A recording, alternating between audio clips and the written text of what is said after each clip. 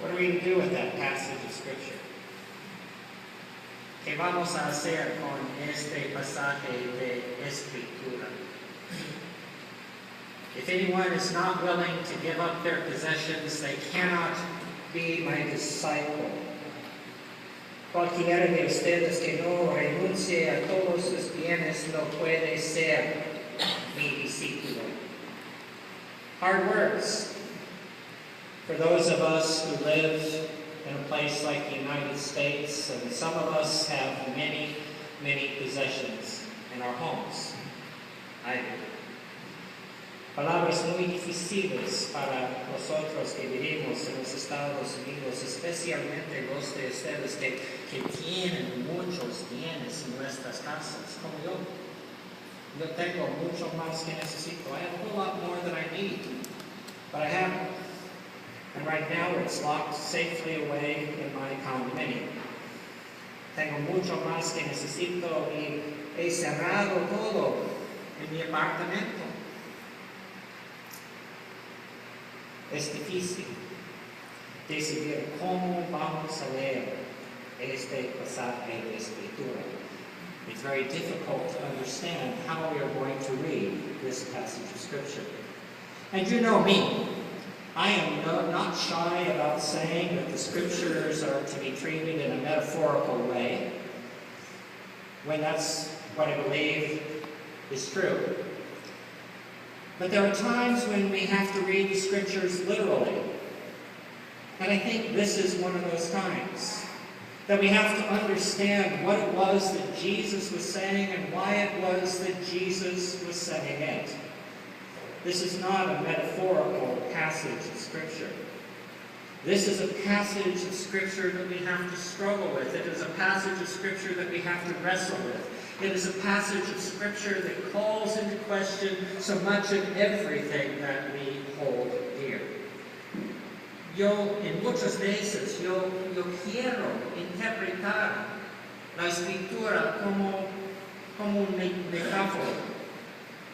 Pero esta no es una ocasión cuando puedo hacerlo.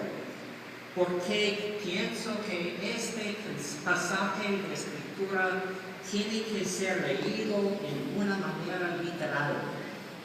Y nosotros tenemos que preguntarnos qué está diciendo Jesucristo en este pasaje de Escritura y por qué dice Jesucristo esto. Nosotros no podemos ser cómodos cuando leemos esto. We can't be comfortable when we read this. Of course, I've heard many, many sermons that talk about why the sermon does not, or this passage of Scripture does not say what we think it says. He escuchado muchos sermones que dicen que este pasaje no dice lo que nosotros creemos que dice. But I think those sermons are wrong. Jesus means exactly what Jesus means. And if we have to squirm a little in our seats because we read this passage of Scripture, then let's squirm a little bit in our seats. Sometimes it does our souls good to have to do that. Last week I talked about the contention that sometimes fills the body of Christ. I talked about how people cling to their own attitudes, their own beliefs, their own ideas. And sometimes they find it impossible. Maybe I shouldn't say they, maybe I should make it us. Sometimes we find it impossible to believe that maybe we're wrong and somebody else might be right. And I talked about the fact that so often what we do is we value right over love. That we value our own goodness over community. That we value our own importance over the kingdom of God. And I think that that's true. And I think that that problem that I discussed last week is the same problem that we're facing today. It's a problem about clinging to this falsehood that I sometimes present to the world. It's the problem of clinging to this which really is not real when all is said and done. Instead of opening ourselves up to the power of God and to the power of God's love, we cling to some image of ourselves. And as part of clinging to this image of ourselves, we cling to the things that support that image. Our bank accounts, our cars, our houses, our sofas, our television sets, our computers, our iPads, whatever the case may be. All of these things help us to maintain some kind of an image of who and what we are. El domingo pasado, yo discutí un problema con la iglesia. El problema de que nosotros queremos pensar que siempre somos correctos, que nosotros somos más importantes que los demás, que nosotros no tenemos que cambiar porque nosotros somos perfectos.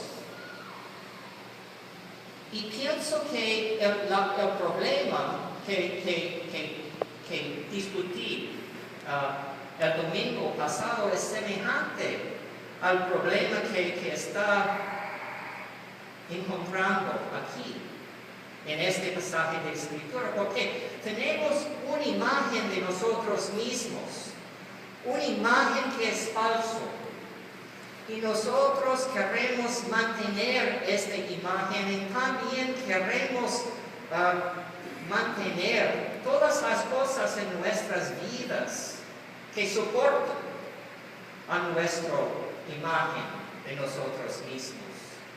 Nuestras casas, nuestros autos, nuestros iPads, nuestras computadoras, todas las cosas que definan a quién nosotros somos. But I think that what Jesus is inviting us to do is to ask ourselves a fundamental question. And this is a fundamental question that we have to ask ourselves whether we are the richest of the rich or whether we are the poorest of the poor. And that fundamental question is, what is our relationship to the kingdom of God?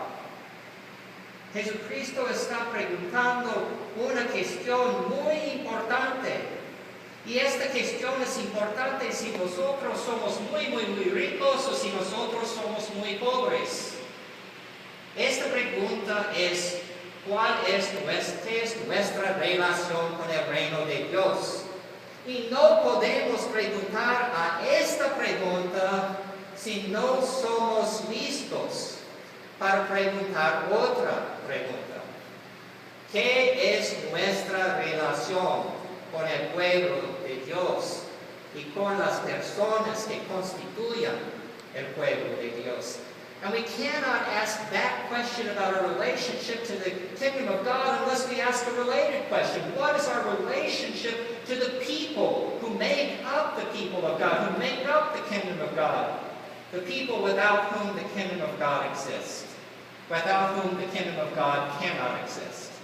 We have to ask that question as well, and those two questions are fundamental to deciding what our relationship with God is going to be and what our relationship with the kingdom of God is going to be. We have to make that decision. And there are consequences to that decision. Because if we decide that we are going to be a part of the kingdom of God, if we decide that we are going to give our lives fully to the kingdom of God, then we may find out that some of the other things that are so important to us have to be abandoned. Have to be abandoned. Si nosotros vamos a ser parte del reino de Dios, es posible que vamos a discernir que tenemos que abandonar a otras cosas muy importantes en nuestras vidas. And not just things, no solamente cosas, no solamente bienes. But we may also find that sometimes being a part of God's kingdom means losing relationships. And Jesus gives us the worst case scenario, doesn't he? That we may have to lose our relationships with our mothers and our fathers and our sisters and our brothers and our spouses and our children, our best friends, our co-workers, our fellow students at the university, even our teachers. Sometimes even our fellow church members. And that is the worst case scenario of what we're dealing with. Sometimes we even have to give up our own lives if we're going to be fully committed to the kingdom of God. Jesucristo ha dicho a nosotros lo que es el más peor. El caso de que nosotros tenemos que abandonar nuestros padres, o nuestras madres, o nuestros hermanos, o nuestras hermanas, o nuestros amigos y amigas, o las personas con quienes nosotros trabajamos. Algunas veces nosotros tenemos que abandonar nuestras propias vidas si queremos ser parte del reino de Dios. And what Jesus is trying to suggest to us in this passage of Scripture is that there is nothing more important than the kingdom of God. The family may be the fundamental unit of our American society. And how many of us have heard that? God knows a gazillion times. The family may be the most important unit in our society. Well, we say that, except for families that are trying to cross the border. Those families aren't important, but I'm just being catty right now. But Jesus is suggesting that there is something far more fundamental even than the family. And that thing that is far more fundamental than the family, for those who call themselves followers of Jesus Christ, is the kingdom of God, is the reign of God. And we have to decide between things that are both valuable. And we have to decide which of those things is the most valuable. That's what he's trying to tell us. And if we're not prepared to do that, if we're not prepared to count the cost, then maybe we're not prepared to be part of God's kingdom. Jesucristo dice que tenemos que contar el precio de ser parte del reino de Dios, el reino del pueblo de Dios. Porque la familia es muy importante, es fundamental a nuestra sociedad. Pero para cristianos, para los seguidores de Jesucristo, hay algo más fundamental para nosotros. Y lo que es más fundamental es la comunidad del reino de Dios. Lo que es más fundamental es el reino de Dios. Y tenemos que contar el precio de ser parte del reino. Y si no queremos sacrificar todo en nuestra vida para el reino, es posible que no podemos ser parte del reino de Dios. Es un hecho. Es un hecho. It's simply a fact. We can still trust in the grace of God. Thank God. Nosotros podemos confiar en la gracia de Dios, pero en este mundo no somos parte del reino de Dios. We can trust in the grace of God, but in this world, we're not really a part of the kingdom of God. That is what Jesus is trying to say. He's not saying to us, Stephen, call your parents and say, Mom, Dad, I hate you. He's not saying, Rod, do the same with your parents. Sharon, you don't have to call David and tell him to get lost. We don't have to do those kinds of things. That's not what Jesus is suggesting. But what Jesus is suggesting is that we need to decide where we stand in this world. Straddling the fence is not an option. Straddling the fence is not an option. So long as one foot is over here and one foot is over here, we're not in the kingdom of God. We're not in the kingdom of God. Nosotros no podemos decidir que queremos ambas opciones. Tenemos que decir uno o otro. Tenemos que decidir si vamos a vivir nuestras vidas en una manera que Dios va a gustar, que va a gustar a Dios. Sí. We have to decide whether or not we're going to live a life that is pleasing to God. And we have to decide what it is that we're willing to sacrifice in order to do that. Now there is a passage of Scripture in the book of Jeremiah. I'm going to ask you to turn the page on the screen and read just a little bit. It's a prophecy of Jeremiah. about a potter. And Jeremiah goes down to the potter's house, and this is what he sees. I went down to the potter's house, and there she was working at her wheel. The vessel she was making of clay was spoiled in the potter's hand, and she reworked it into another vessel as seemed good to her. Entonces bajé a la casa del alfarero y lo encontré trabajando en el horno. Pero la vasija que estaba modelando se le deshizo en las manos, así que volvió a hacer otra vasija, hasta que le pareció que le había quedado bien. Dios es como un alfarero. God is like a potter, is what Jeremiah is saying. And that God can deal with us in the same way that a potter deals with a piece of clay. Dios puede tratar a nosotros en la misma manera en que un alfarero trata ¿cómo se dice? How do you say clay? Paro. Trata el paro.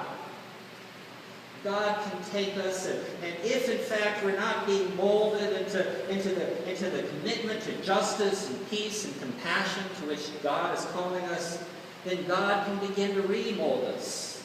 God can begin to shape us.